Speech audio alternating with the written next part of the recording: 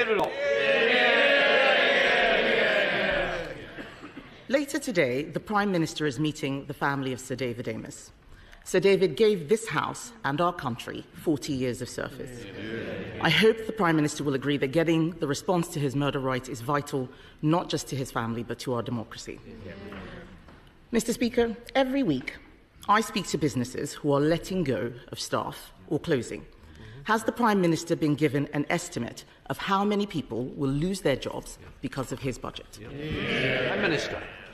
Mr. Speaker, just on the question of Sir David, he was a deeply loved and respected colleague, and behind me is the plaque, as is the plaque to Jo Cox in front of me. And I know this was deeply felt by the House, but particularly, as I acknowledged at the time, by the party opposite, who lost a colleague and a friend in the most awful of circumstances.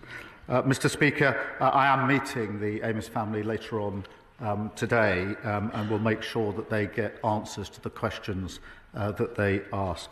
Mr. Speaker, in relation to businesses, I'm really pleased to say we've got thousands of new jobs into the economy. We've got more investment in the last 20 years, an absolute record.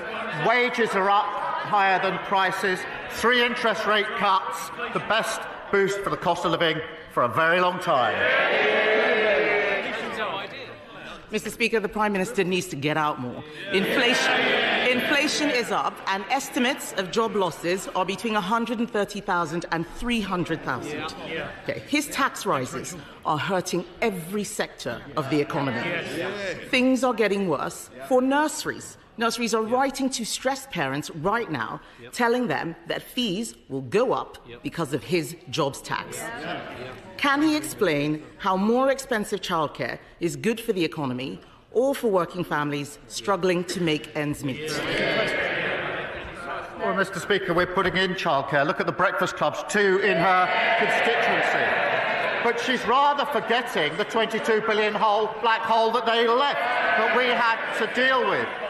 That's why we had to take the necessary but right measures we did in the budget.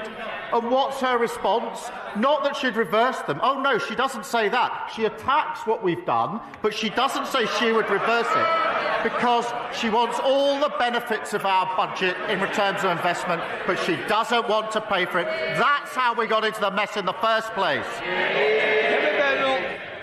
Mr. Speaker, the Prime Minister is out of touch, because he should know that nurseries are charging over £2,000 for full-time care. That's £24,000 a year after tax, and he's talking about 60p breakfast clubs. He has no idea what people out there are experiencing, and it is not just the families.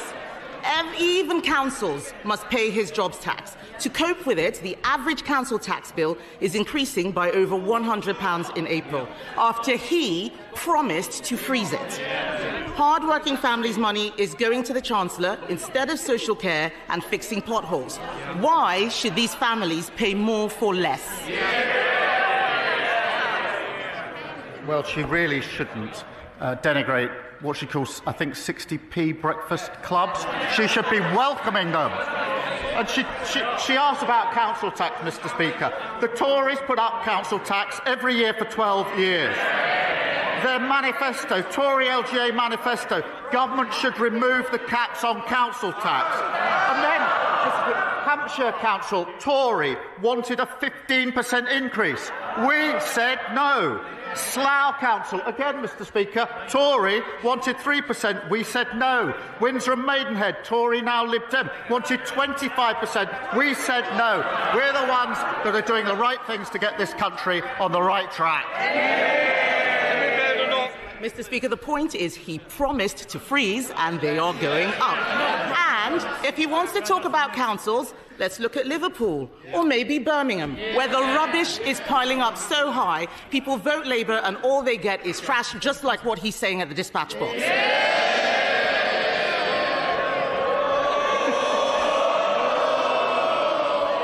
People all over the country are suffering, not just in Birmingham, Millions of elderly people have had their winter fuel payments snatched away. At the same time, care home fees are set to go up by a devastating £3,000 because of his jobs tax. How does he expect pensioners on a fixed income to make ends meet? Mr. Speaker, this is why it's so important that wages are up higher than prices. That's why it's so important that the interest rates are coming down. This is the biggest boost for the cost of living for a very, very long time. What we're doing is picking up and fixing the mess that they left. Kemi Badenoch. Go. Mr. Speaker, the Prime Minister is not looking at what is happening out there. Every day I speak to businesses who are telling us that they think that they are going bust.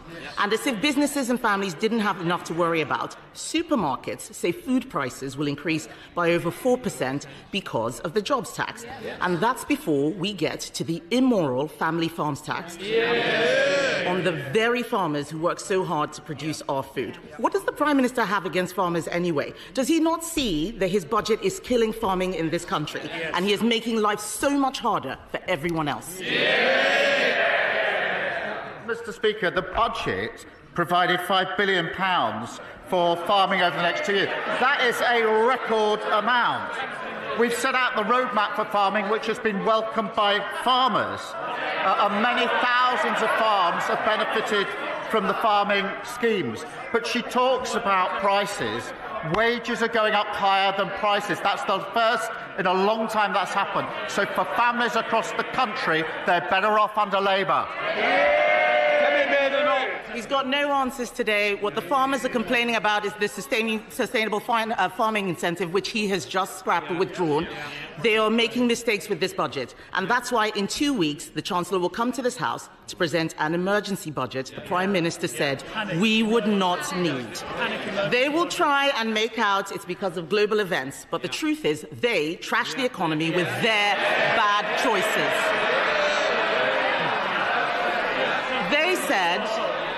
They said they'd look after pensioners. Then they snatched winter fuel payments.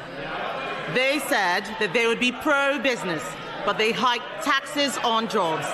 And he, Mr. Speaker, he promised to freeze council tax, but it's going up by £100.